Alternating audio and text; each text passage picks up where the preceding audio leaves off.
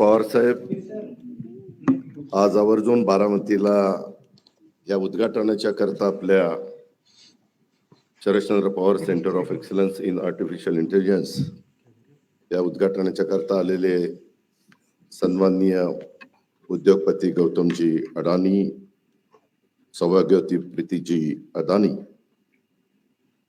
दोन्ही खासदार सुप्रिया सुळे, सुनेत्रा पवार, आमदार रोहित पवार, आज आवर्जून बारामती दोन्ही खासदार विजयराव शिर्के, दीपक छाबरिया, प्रतापराव पवार, राजेंद्र पवार, सचिन सातव, नवीन नगराध्यक्ष झालेले सचिन सातव, शिर्के, दीपक, सर्व ट्रस्टचे मान्यवर, अशोक प्रभुणे, निलिमा गुजर, सर्वच मान्यवर, मी सगळ्यांची नाव घेऊन आपला वेळ घेत नाही. तसंच या कार्यक्रमाला उपस्थित असणारे सर्व बारामतीकर, माझ्या वेगवेगळ्या भागातून आलेले सगळे माझे बंधू भगिनी, आमच्या विद्यार्थी विद्यार्थिनी, पत्रकार मित्र, विविध क्षेत्रातील मान्यवर आणि माझ्या तरुण मित्रांनो, आज आपल्या बारामतीच्या दृष्टिकोनातनं आजचा दिवस अतिशय महत्वाचा आहे. मला आठवतंय की सुरुवातीला पवार साहेबांनी 67 साली ज्यावेळेस बारामतीचं प्रतिनिधित्व करायला संधी बारामतीकरांनी दिली, त्यावेळेस पाण्याच्या बद्दल, पाझर तलाव, कसं शेतीला पाणी मिळेल ह्याबद्दलचा प्रयत्न सुरू झाला. आणि त्याच्यानंतर 72च्या दुष्काळात कृषी विकास प्रतिष्ठान, विद्या प्रतिष्ठान ह्या संस्था शिक्षणाच्या करता आणि कृषी क्षेत्राच्या करता काढल्या.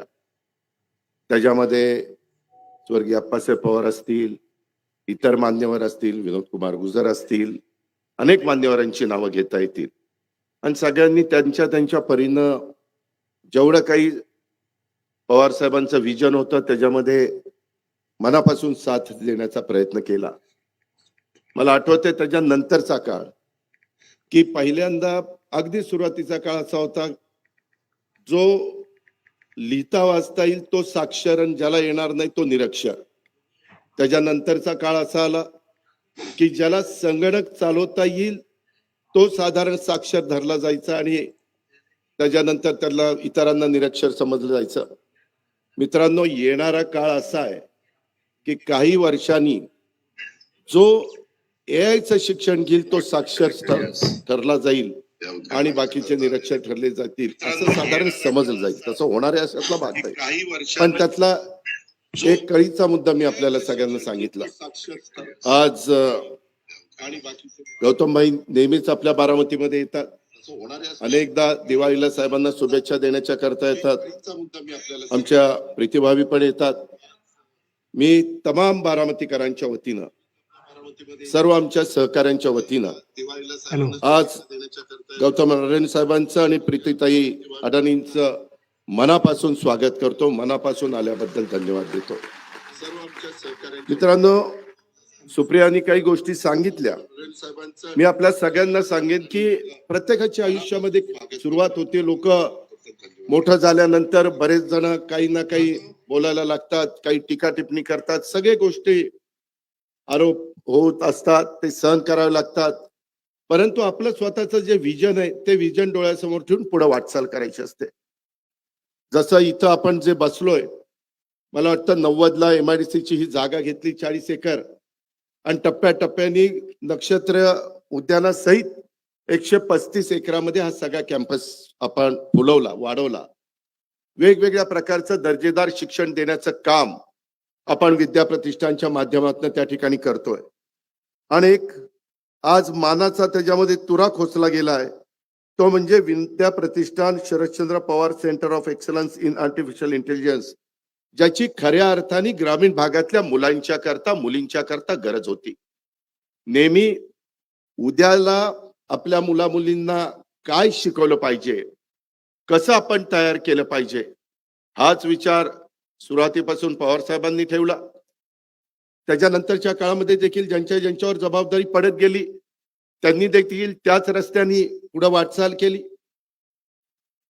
आपल्याला किती लोकांना माहिती आहे मला माहिती नाही, परंतु गौतमभाईंनी शून्यातनं 1988 साली त्यांच्या व्यवसायाला सुरुवात केली अडाणी ग्रुपला. 1988 ला आपण ही संस्था इथं आपली संस्था 72ची आहे, पण इथं जी जागा घेतली ती 90ला आपण सुरू केलं. मला बरेच जण म्हणत होते, मी नावं घेत नाही, परंतु इथं कोण येणार आहे, 5 किलोमीटर बारामतीपासून लांब आहे.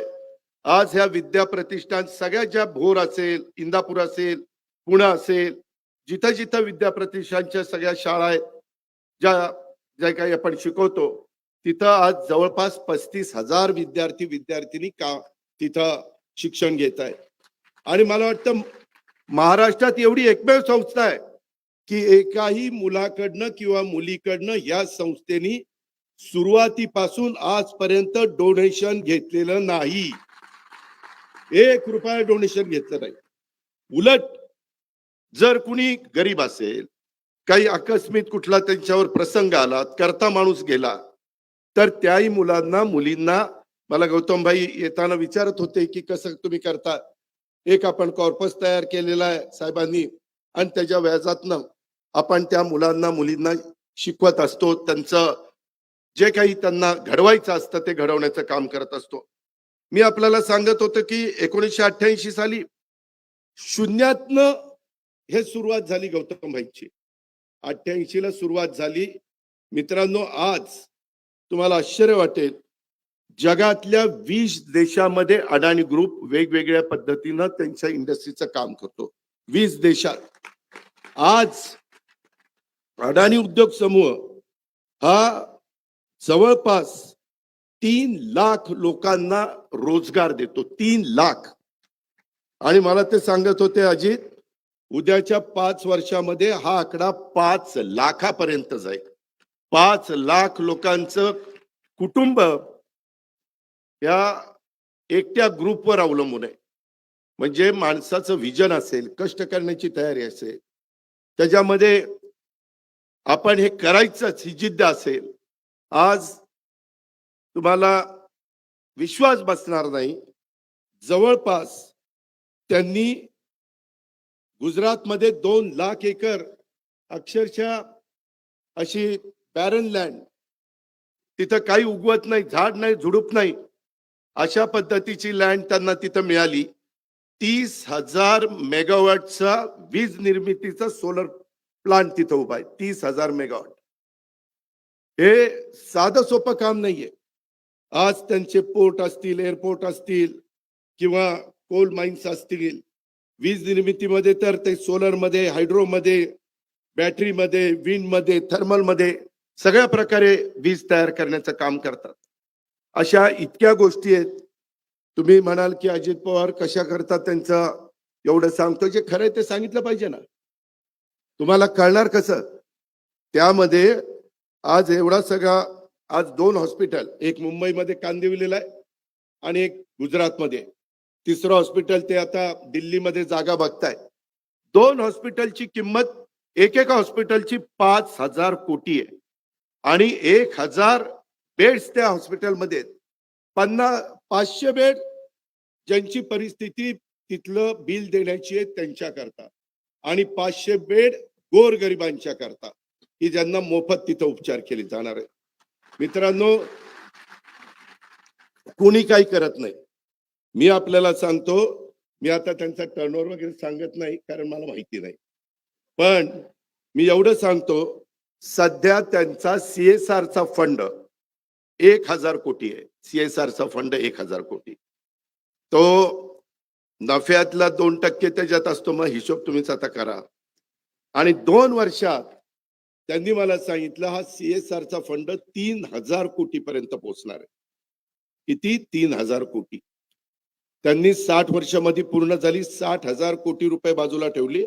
त्याच्या व्याजातनं पण ते अनेक प्रकारच्या वेगवेगळे गोरगरिबांना मदत करण्याचं काम, ज्याची समाजाला गरज आहे ते गरज भागवण्याचं काम हा उद्योग समूह त्या ठिकाणी करतो. आणि अशा उद्योग समूहाच्या प्रमुखाच्या हस्ते आज आपण इथल्या एका नवीन इन्स्टिट्यूटचं उद्घाटन त्या ठिकाणी केलेलं आहे. त्याही गोष्टीचं समाधान आहे. सुनील पाटील असतील, त्याच्यामध्ये इतर आमचे सगळे सहकारी असतील, त्यांनी त्याच्यामध्ये लँडस्केपिंग असेल, आर्किटेक्टचं काम असेल, महेश चिंचाळकर वगैरे बरेच जण, या सगळ्यांनी चांगलं काम करण्याचा प्रयत्न केला. आमचा सगळ्यांचाच प्रयत्न हा असतो, बारामतीच्या वैभवामध्ये भर घालणारी प्रत्येक गोष्ट करायची, ती चांगली करायची, ती उत्तम करायची आणि त्याचा तमाम बारामतीकरांना फायदा झाला पाहिजे, उपयोग झाला पाहिजे. हाच दृष्टिकोन सुरुवातीपासून आम्ही सगळ्यांनी स्वीकारलेला आहे. आणि हे स्वीकारलेलं असताना ही काळाची गरज ओळखून नव्या युगातली जी काही आव्हानं आहेत ती त्याच्यावर मात करण्याच्या करता सध्या परिस्थितीमध्ये आधुनिक दर्जाचं तंत्रज्ञान विकसित करण्याकरता अनेक देशातल्या, महाराष्ट्रातल्या संस्था, विद्यापीठ, कॉर्पोरेट क्षेत्रात पावलं उचलली जातात.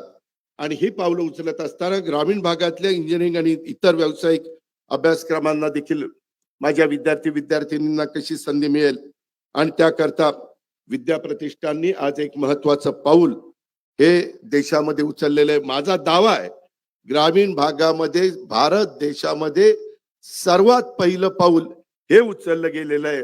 ही पण इतिहासामध्ये नोंद झाल्याशिवाय राहणार नाही. आणि याचा मला पण मनस्वी आनंद आहे आणि अभिमान पण आहे, आपल्या बारामतीकरांना देखील आहे. हे पण आपल्या सगळ्यांना मी आवर्जून सांगेन. आज आपलं मेडिकल कॉलेज असेल, आयुर्वेदिक कॉलेज असेल, TC कॉलेज असेल, माळेगावचं शैक्षणिक संकुल असेल, आपलं शारदा नगर असेल, विद्या प्रतिष्ठान असेल, अशा अनेक ठिकाणी सगळी 1 लाखाच्या पेक्षा जास्त मुलं मुली शिक्षण घेत आहेत. आणि आपल्याकडे असणाऱ्या सुविधांच्या मुळे आज तुमची माझी बारामती देशाच्या कानाकोपऱ्यातून आणि परदेशातून पण विद्यार्थी येत आहेत शिक्षणाच्या करता.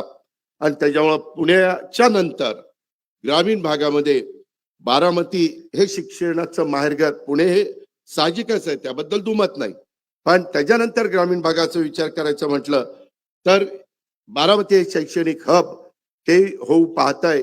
आणि त्याच्यातून आता परवाच आम्ही नर्सिंग कॉलेज बारामतीला अतिशय चांगलं मंजूर केलेलं आहे.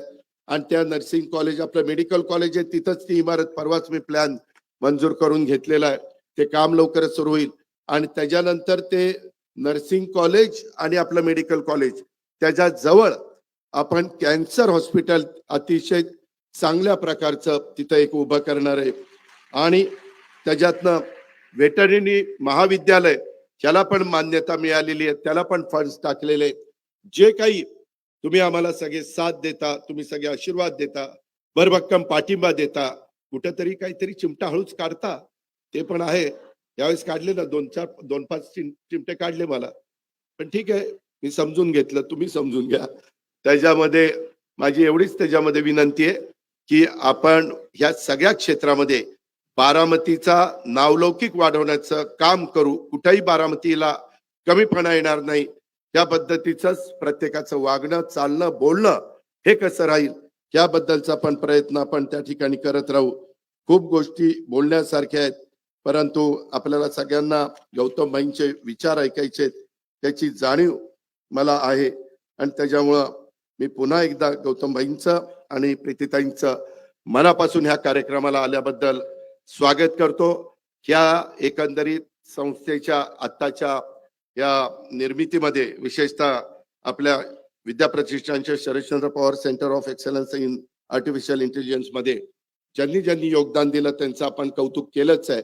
पण त्या सगळ्यांचं मी मनापासून अभिनंदन करतो. तुमचा सगळ्यांचा हातभार लागला म्हणूनच हे सगळं उभं राहिलं. हे एकट्या दुकट्याचं काम नाही, हे आपली सगळ्यांची जबाबदारी आहे. त्या जबाबदारीचं भान ठेवून आपण सगळ्यांनी काम केलं, त्याबद्दल आपल्या सगळ्यांचे आभार मानतो. अनेक विद्यार्थी आलेत, अनेक माझे मान्यवर आलेत, त्यांचंही मी मनापासून स्वागत करतो, त्यांनाही मनापासून धन्यवाद देतो आणि या ठिकाणी थांबतो. जय हिंद, जय महाराष्ट्र. धन्यवाद दादा, मनापासून धन्यवाद.